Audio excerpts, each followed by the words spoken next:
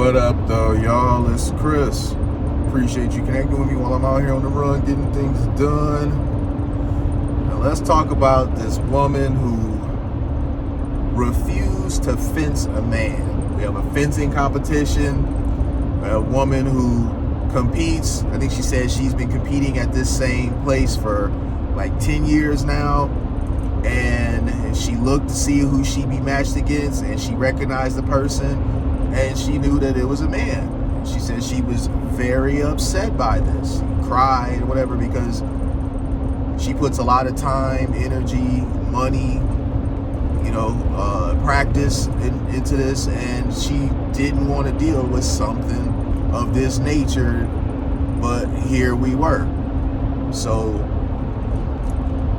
the match starts. She kneels, and she tells the official that she's not going to compete because she is a woman and he is a man. Her opponent comes over to her. Wondering if she's hurt, and she lets him know he's not hurt, or she's not hurt rather, but she's not going to compete against him because she is a woman and he is a man. And he basically says, well, I'm recognized as a woman, and some person in charge supports him. So if she doesn't compete against him, she's gonna get black carded. And she says she knows. So she accepted being disqualified because she didn't want to compete. And I applaud her for doing this. I applaud her for standing up. This is what you have to do. Don't play these games. Do not humor them at all. Oh, let's see. I got to get some fuel. Okay, I'll take care of that shortly. But as I was saying, don't participate. Do not humor this foolery whatsoever. If more people do this, it'll stop.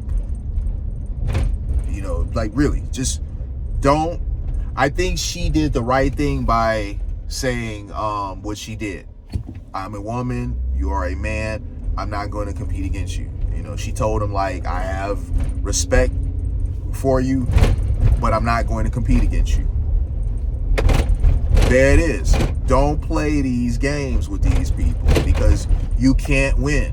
She says herself, I have a physical disadvantage against a man, so I don't want to compete. Yeah, she loses either way. All right, if she doesn't compete, she's disqualified. If she does compete, she gets beat. She loses either way. And they put her in that situation where she loses either way. This whole crap of allowing men who are failures competing against other men to get a second chance against women is ridiculous.